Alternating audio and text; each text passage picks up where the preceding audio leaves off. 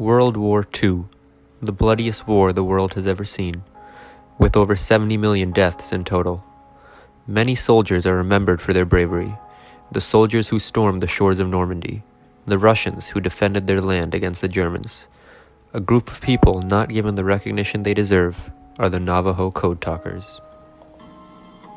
In the early part of World War II, the enemy was breaking every military code that was being used in the Pacific. This created a huge problem.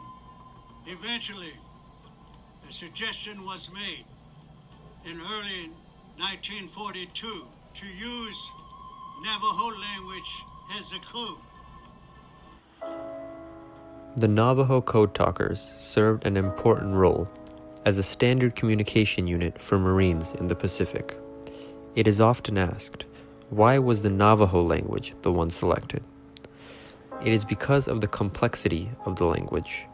Only people who were taught it as children would be able to fluently speak it, making it impossible to be cracked by enemy forces. The language of our people, the Navajo is what we call it, is a very complete language. We hardly have to borrow many words from other people. But the language itself is a language we are told that was the language that was used by the holy people to organize all things.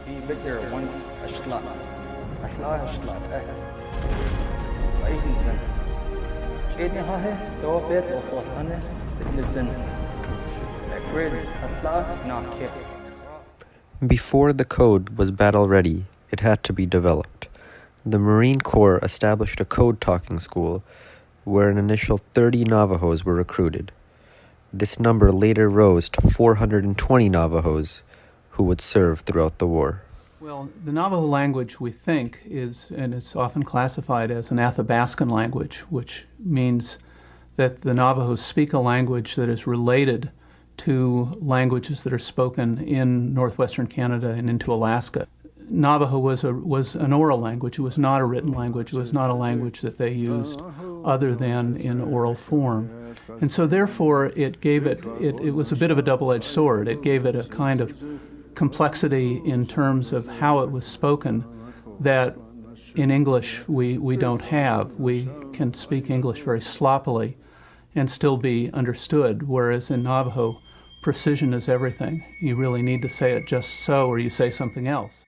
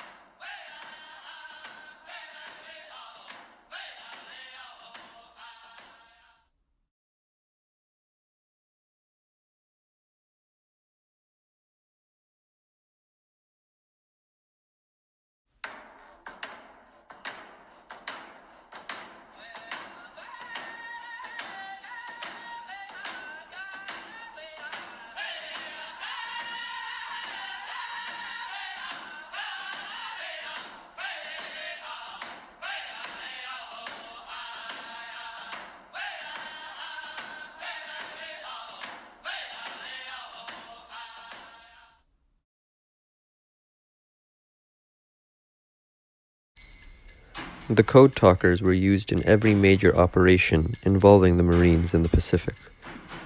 Their primary job was to transmit tactical information over telephone and radio.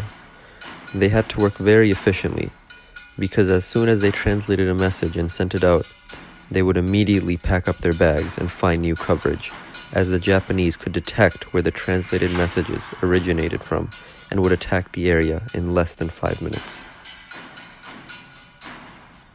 During the invasion of Iwo Jima, 6 Navajo Code Talkers were on continuous operation.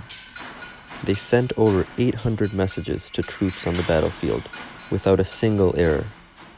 Major Howard Connor, the signal officer of the Navajos at Iwo Jima, said, "Were it not for the Navajos, the Marines would never have taken Iwo Jima."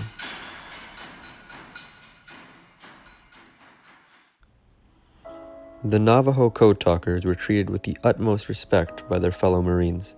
However, at first, they were mistreated by the American population. 80 years before the war, in what is called the Long Walk of the Navajo, the United States government forced the Navajo people at gunpoint from their traditional homelands in present-day Arizona.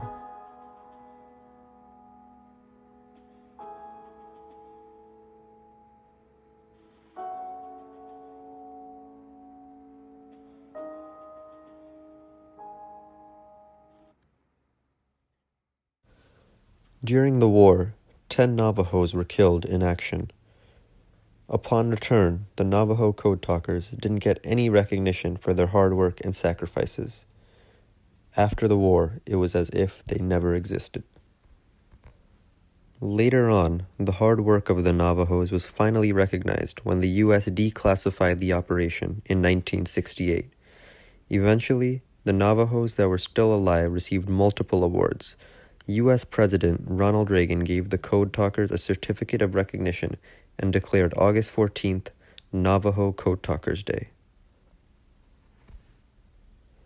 In 2000, President Bill Clinton signed a law which awarded the Congressional Gold Medal to the original 29 code talkers.